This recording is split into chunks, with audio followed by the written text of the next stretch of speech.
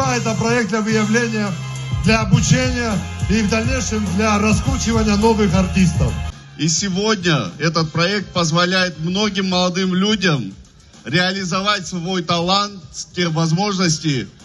В этом проекте очень важно получить очень хороших профессиональных наставников. Вам всем за то, что вы разрушаете стереотипы, потому что, принято считать, что Абхазия удивительно гостеприимная земля, лучшее место для того, чтобы провести летний отдых, но осенью и зимой все замирает.